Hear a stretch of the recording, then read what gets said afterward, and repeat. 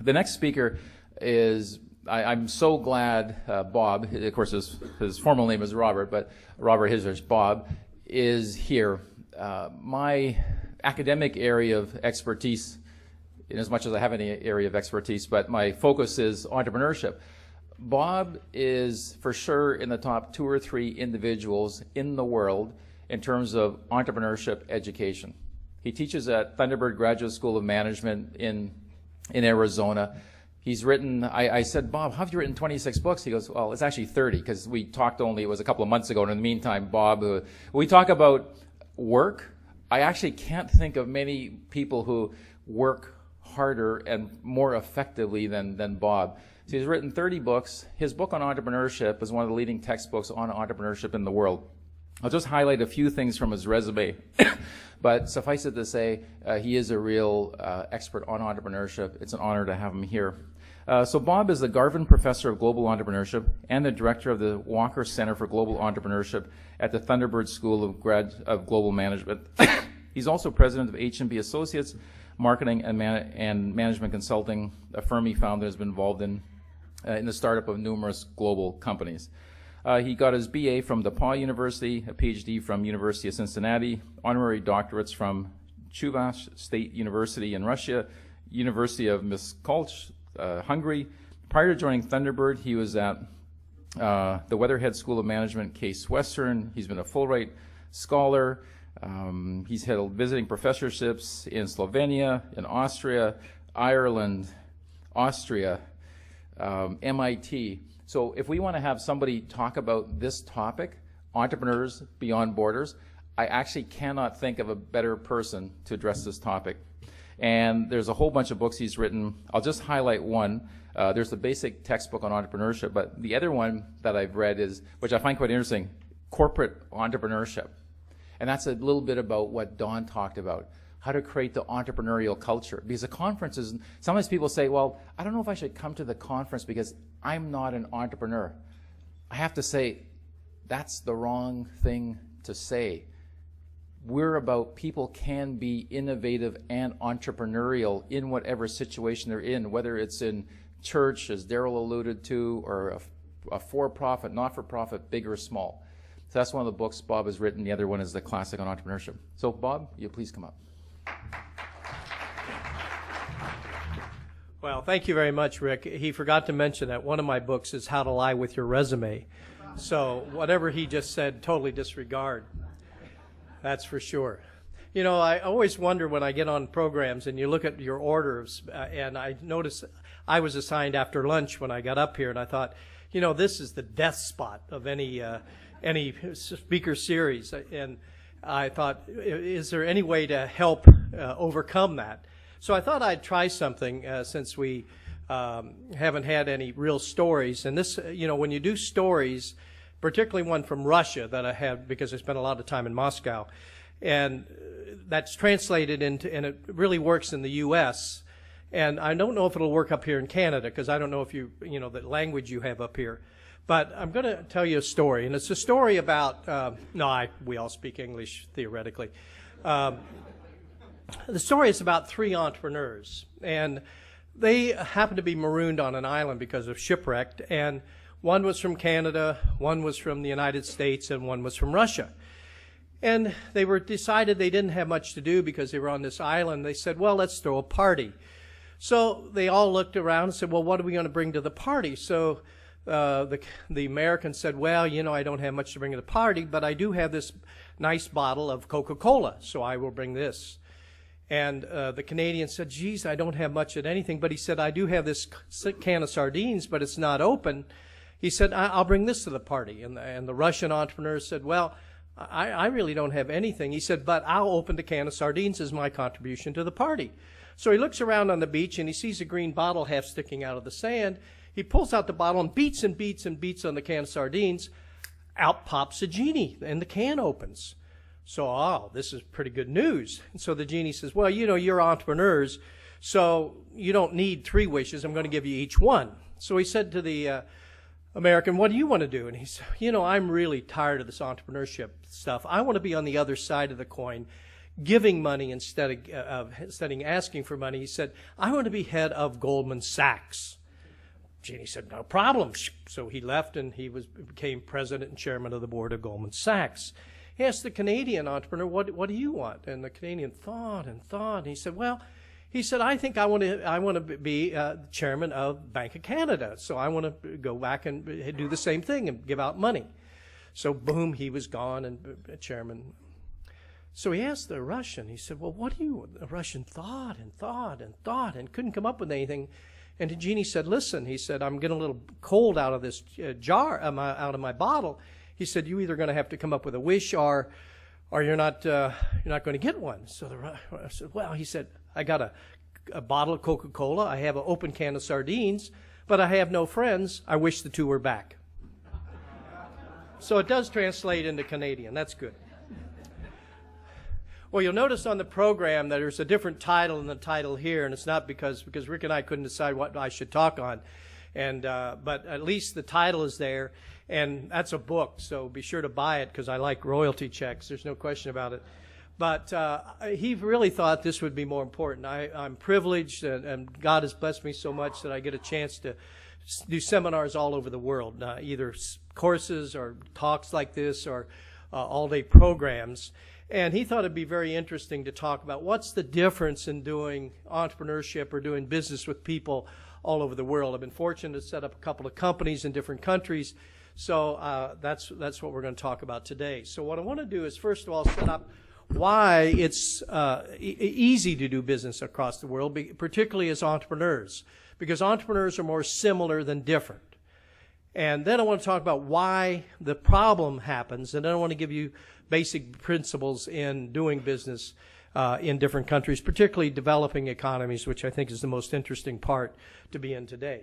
So, okay, so why are entrepreneurs so similar? And I've came up with several characteristics when I've studied entrepreneurship, and I want to just share those with you and then some examples of doing that. One is they're all motivated by basically the same things. We did a survey of entrepreneurs in China, Russia, Germany, Hungary, Slovenia, United States. Why those countries? Not any reason, because I just had contacts there and could get statistically valid data. And ask entrepreneurs, among a lot of other things, what motivated you to start your business? And number one motivation for entrepreneurs is independence. And we all of us that have our own companies, or myself, the president of Thunderbird, thinks I work for him. There's no way I work for him. You know, we all have our independence, and it's such a special thing that God's given us that I don't think I could ever work again for Ford Motor Company or Procter & Gamble, which I did in my career. The second reason is a passion, and you heard that among the speakers this morning.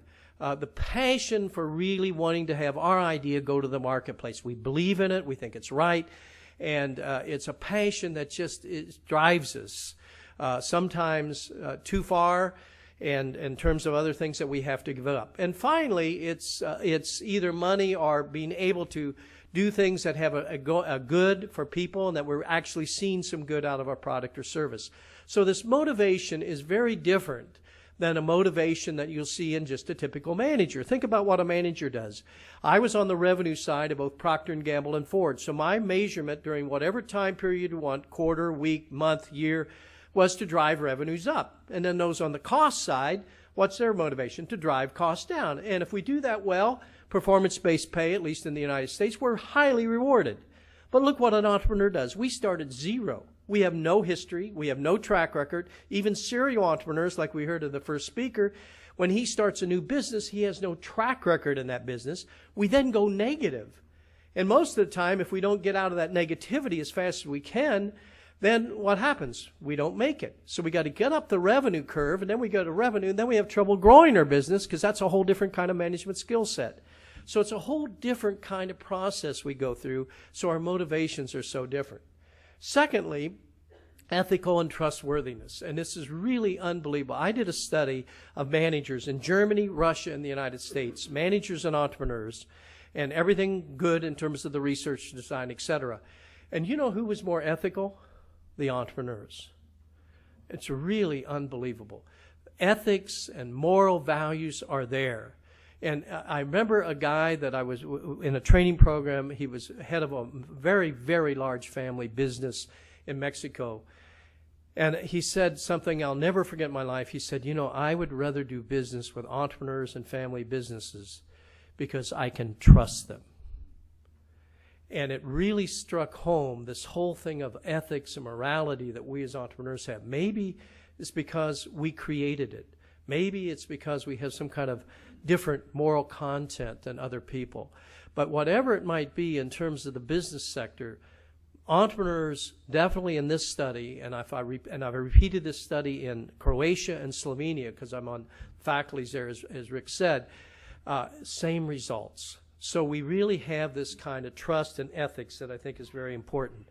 A guy I formed a couple of companies with, Tom Kinchin, I'll never forget, he was on nationwide television, and somebody asked him, well, what do you do, what do you look for in your board of directors? And this is a publicly traded company he was heading at that time. And he said two things. He said, I want somebody who's creative and thinking outside the box. And he said they have to have a real strong moral base. And that's what he looks for in board of directors. So I think this thing of ethics and trustworthiness is right there. The third thing that entrepreneurs share all over the world is that they have opportunity recognition and understand the environment. A man who endowed my center at Thunderbird, you know, we in the United States, we name everything, obviously for money, but we name everything. And he endowed us with $10 million, Scott Walker. And after he sold his first business and came up with that kind of capital, he was looking around for an opportunity, and he started a filling company. I said, Scott, why did you start a filling company, you know, where you fill bottles and creams and those kinds of things? He said, you know, I was sitting around a table, and somebody was kept complaining about filling. And he said they weren't filling on time, and they weren't filling accurately. So he said, geez, what an opportunity. So he started a filling company, and he said, I fill on time, I fill accurately, and I add a little high tech so that when your product is going to be on the assembly line being filled, he said you can go on the computer, click on, and you can watch it being filled. And a very, very successful business. I just got back from 2 weeks in Vienna and Bucharest Sunday night, and I just started a company in Romania because Alex and I saw the last visit I had there 6 months ago, the need for a training company. Here you got Romania just coming out of all the problems they have, 22 million people, highly educated population on average. And so we're doing a training company. We're already profitable, but we saw the opportunity recognized, and then we acted on it. So this is typical all over the world. The fourth thing is visionary and flexible, and both things are equally important. And you heard some of the people this morning talk about this visionary kind of thing, a vision you have. So when I went to Thunderbird, I was at Case Western Reserve University. Before that, I was in the East Coast at 2 schools. And the president, after I got hired, he said, well, what do you want to do here? I said, I want to be the #1 school in global entrepreneurship and the #1 center in global entrepreneurship in the world. And that was the vision. And it took 5 years to realize that vision in terms of my faculty and my staff and everyone that works there in terms of getting to that point in time. But I'll never forget, after the first year, I had this piece of paper that had my 5 basic pillars we were going to do, and I had my board of directors, board of advisors meeting, and a big venture capitalist from Germany that we've now become good friends was on the board. And I kept talking about what I wanted to do, and he said, this doesn't make any sense. He said, why are you doing these 2 things? Nobody will understand them. And so my 5 pillars immediately got reduced to 3, and now we're back on track. So you got to be flexible, even in academia, to be able to accomplish the goals that you want to accomplish. Number 5 is encourages teamwork. It's a real oxymoron in one sense, because as an entrepreneur, you're very much doing things on your own. And it's an individual-driven kind of thing. And yet we can't do it on our own. We got to have people around us who are smarter and wiser. And again, this morning, one of the speakers said, you know, the greatest asset you got is your employees. And I totally believe in that. In all my companies I've had and my center and everything I do, that you have to have really good people around you. And in terms of, and then work as a team in order to do that. A good friend of mine is Gabor Barani over in Hungary, and we have a program where we send over entrepreneurs both from Hungary and Russia into the United States for training, and I watch him develop a team of people and all these graduates that come back. And every time I go to Budapest, which I'll go every May, I get together with all these people, and they're just a team of people that now network together in a way that I find interesting, particularly in a country like Hungary, who for all these years and up to 89 had no freedom, and even before that they had all kinds of dominance by the Turks, etc. And now they're just open and sharing, and just because of his leadership and his ability to pull together a team. Not mine, Gabor Barani's. Number 6 is persist and live and be able to live with failure. This persistence thing is just the key to this, because everything you think won't happen happens as an entrepreneur. And all of you that have done this know that very well. You know, it's going to cost you 30% more. It's going to take you 30% longer. And then everything you don't plan on is going to happen to you in this journey that we have. And so you got to continue to persist in terms of that. A friend of mine, Mike Hekimovich, a great Christian man, I remember he was in my class just Monday when I got back. I have to teach at Thunderbird every once in a while. I don't understand why I'm on the faculty and I have to teach there, but because I'm very good at running around the world. But anyway, the president does insist on this. So I had the class, and he came in to talk, and he stood up in front of the class. He said, I know I've been successful and I've done really well on my last cash out. He said, I want you to understand, I failed twice, totally broke. And he said, it's not any fun. He said, but you pick yourself up and you do it again. And I thought, wow, what a lesson to these students sitting there, this man who, they emulate in terms of ability to be successful, and yet he had failed twice. And I got very close to this once. I remember all of you remember the 9/11 event, at least from wherever you were. From the States, it was devastating in terms of that, and particularly devastating economically. This last 4 years have been some of the toughest 4 years I've ever had in business, but we've survived. But that one was a deep cut very quickly, and then came back, thank goodness. This 4 years has been brutal. But we had a company, and I'll never forget, we just didn't have any sales. We were in the telecommunication area. We were at the intersection of voice and data. And I talked to Craig, and I said, what are we going to do? I mean, we don't have any sales. And you all know it's a very simple model from economics. I'm not a very smart man, but, it's total revenue minus total cost equal profit. If you got no revenue, then you got some problems here. So he said, yeah, I think we do. And so I said, well, we need to. So all the board members took no fees. He, the president, cut his salary by 2/3, and we had to stand up. And I just, it's still, these things never leave your heart, and had to tell our workers. We said, we can't pay you. We just have no money. And these are people who believed in Craig and I enough to come to work for us, and believed we could create a great company. And to stand up there, I've never been so humble in my life, and tell them this, we just can't pay you. But we said, listen, for those of you that can live for a short time, it has to end. We not only will make sure you get your salary back, whatever we owe you over a period of time, but we're going to pay you interest on that. Just stick with us. We really believe it's getting close to turning the corner. And most all stayed. And we did turn the corner. We just sold our company to a company from India, did very, very well. All of them were rewarded, not only with getting their salary back, but not only interest, but we gave them stock in the company. And it was the most unbelievable turnaround experience I've ever had. I don't ever want to go through that again.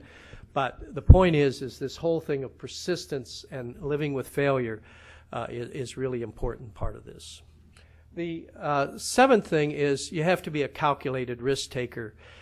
When I was at MIT, I was a professor there for a while, and a man walked into my office and he said, I got the solution to the contact lens business. And before, in the old days, how many of you wear contact lenses? Any of you wear hards? No, see, it's all soft lens.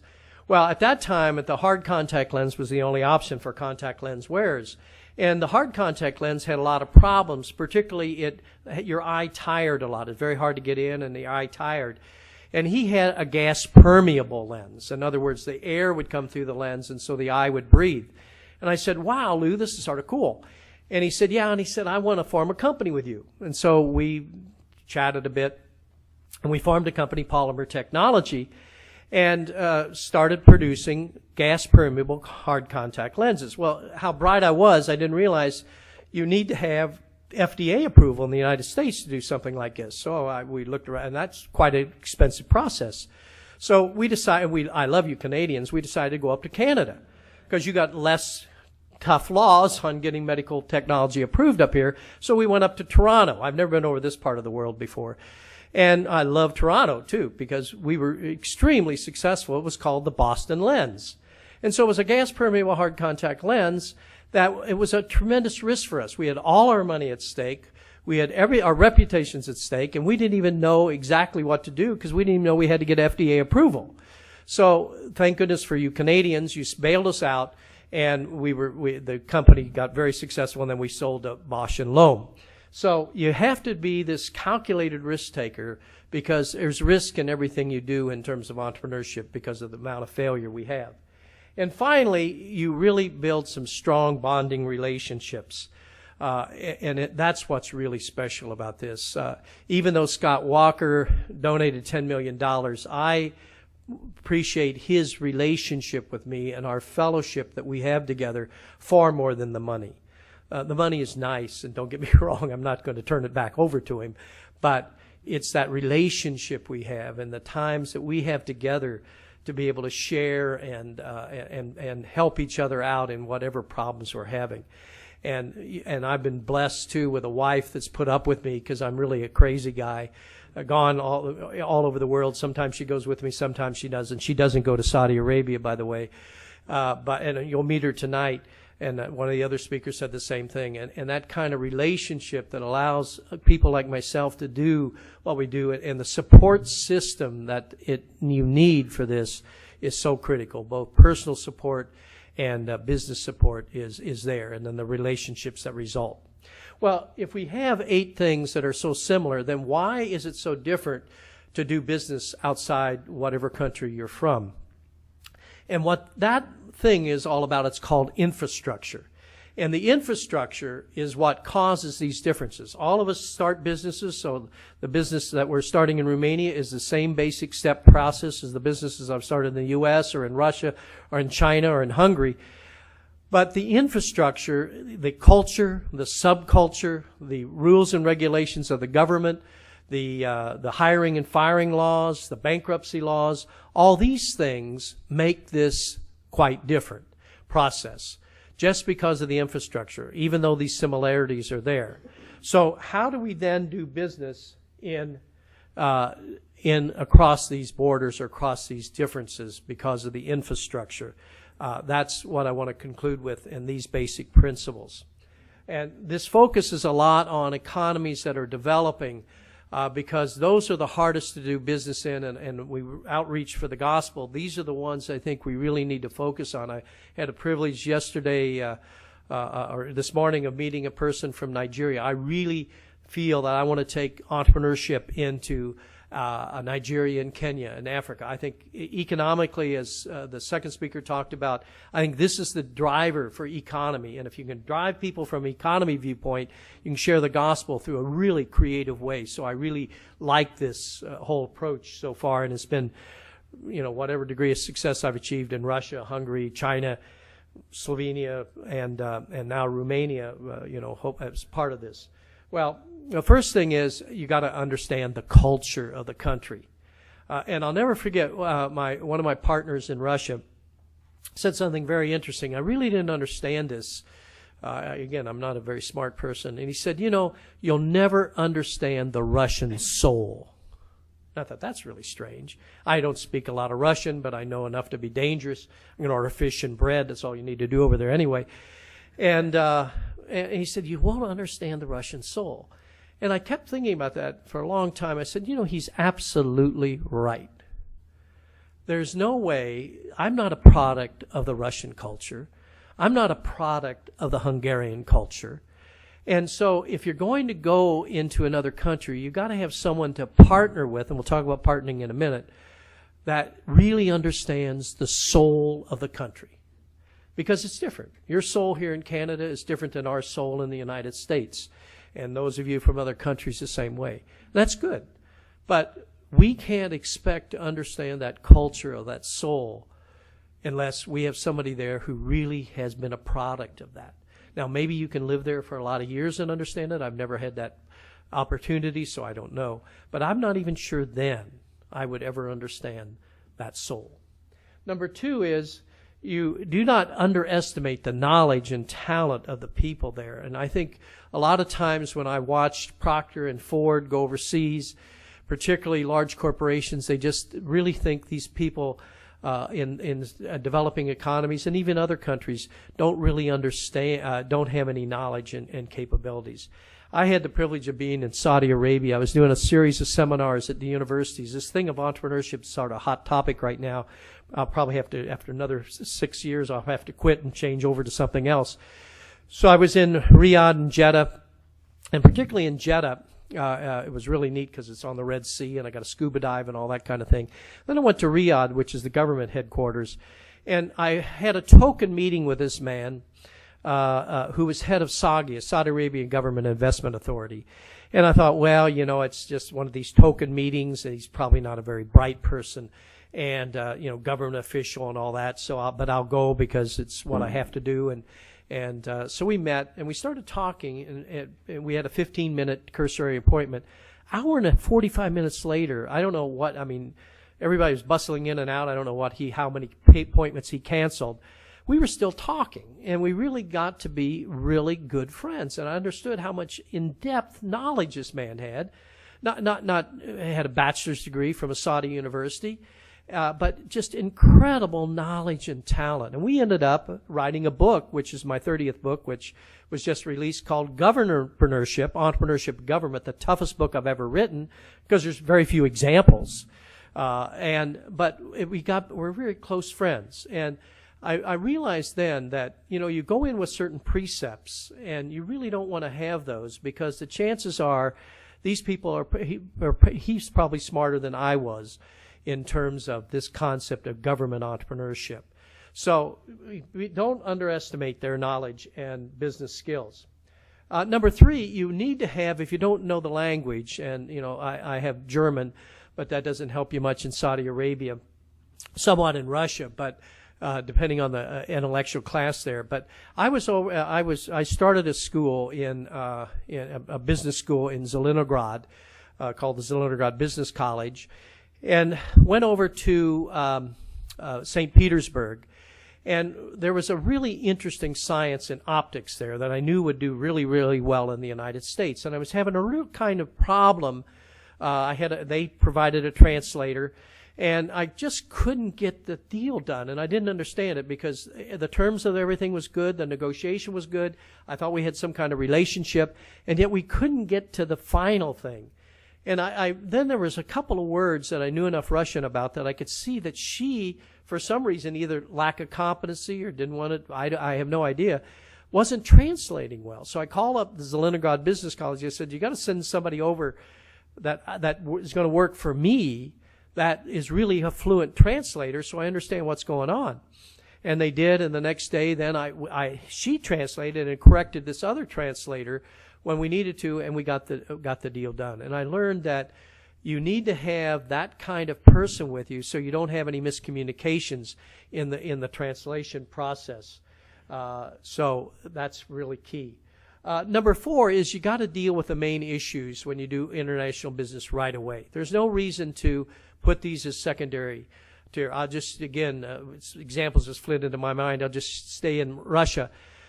In 1990, right after the wall fell, I was over there on some business situations, and we decided to start a 4-year business college. At that time, Russia had 5-year business programs, and we started this Zelenograd Business School. So in order to do that, I had to deal with the Ministry of Education of Russia.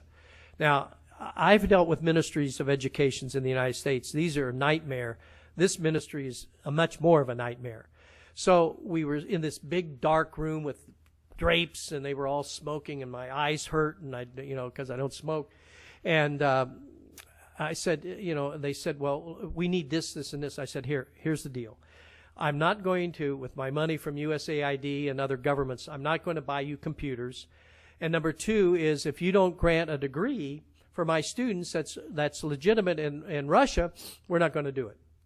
And I said, other than that, I'll talk about anything.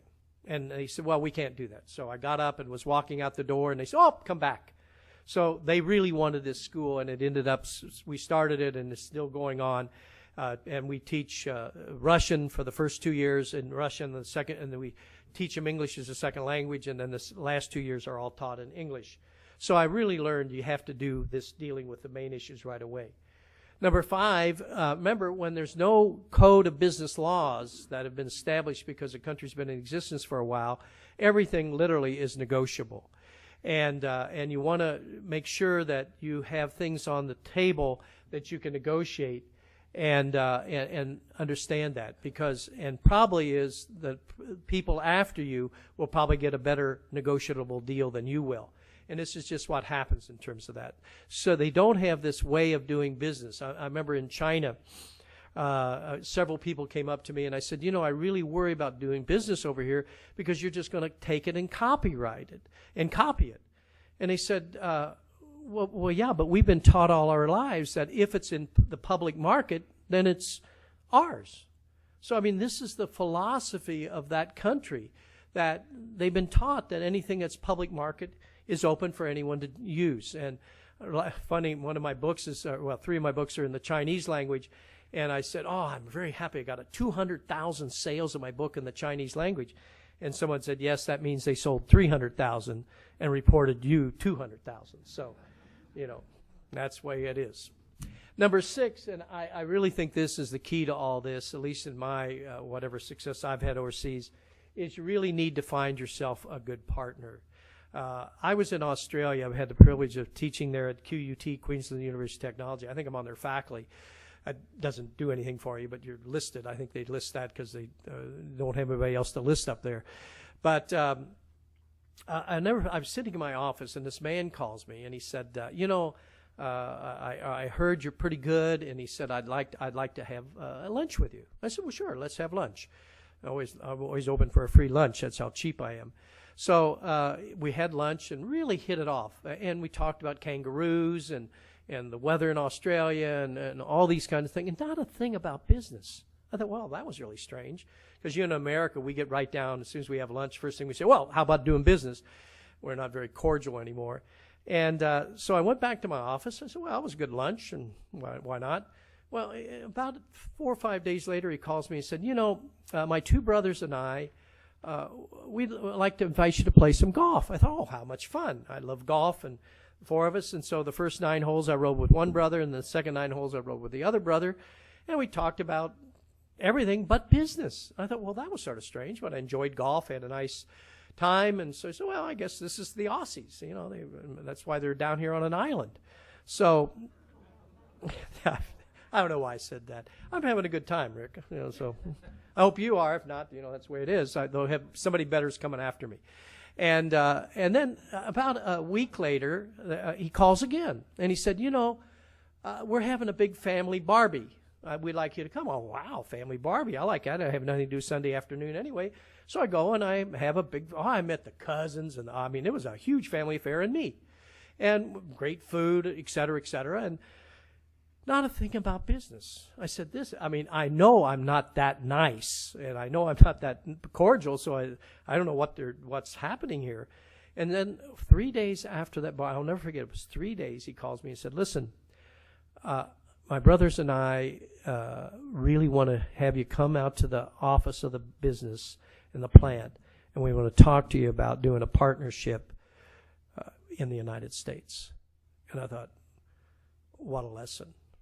They weren't worried about my business skills, were they? What did they worry about? Whether we could have a relationship, a trust together. And it took them 3 times. That shows you how bad I am. 3 meetings in 3 different settings to feel comfortable about me representing their company in the United States. And that's what it's all about. And when you form these kinds of things, you want to be careful because you want to have any disputes heard outside the court of law in that country, particularly in developing economies, because that allows it to be a fair hearing, because you're not going to get that in the country itself. And I can tell you examples of that in both Russia and Hungary as well as China. And finally, if you are going to invest, and invest means whatever it is in terms of your work, invest gradually and over a period of time. But if you're in business, you want to take control immediately. And there's a big difference between ownership and control, as you all know. And the examples of U.S. companies going into developing countries have been very, very good. When General Electric, for example, went into Hungary, they wanted to buy tungsten. Tungsten was the largest light bulb manufacturer in Hungary for Eastern Central Europe. And they bought 1/3, so 1/3 ownership. And then they had negotiated a price and a time period to buy the other 2/3 of tungsten. But they immediately took control so that they could try to turn that tungsten around to produce light bulbs for Europe. It took them 6 years to do that because of the supply chain, because of the quality of the production and everything else. But they knew they had to have control. But because they didn't have ownership, therefore the government thought there was going to continually to be more money to come in the country. They were able to negotiate some things that made a lot of sense. I was down, how many of you have been to the Chuvash Republic in Russia? That's what I thought. Nobody goes there but a guy like me. This is a republic down in the south of Moscow, and there's a city there called Cheboksary, and I know I was the first American ever to set foot in that city. In fact, that whole area wasn't on the map because a lot of places in Russia were not actually in the map. They just were there. And so I went down there, and they produce the majority of potatoes. They have a real great potato production. 25% were rotting in the field. So I said, this is a great opportunity. So I got a German company and a U.S. company, so we're going to set up a potato processing plant in Cheboksary, Russia. And I knew that in order to us to be successful, because you realize when you start doing business in some of these areas, that we had to be able to make sure we had a constant supply of electricity, which could be turned off just like that. We had to have roads in and out from the farm and then to get the product back out. And you really have to be able to understand all these things. And so when we went in, we had a lot of periods of time where we were going to come in with certain things in order to assure that we had electricity and roads and access to the potato crop, which was so important for us to produce these potatoes. So those are the 7 principles I have for doing business overseas. Is it fun? I love it. Is it interesting to meet people at different places? It is. And I think the key for me now is how can I use my talents in terms of entrepreneurship, teaching entrepreneurship, which I've been so fortunate to be able to do, in terms of setting up bases to spread the gospel in these countries. I'm going to close with one story.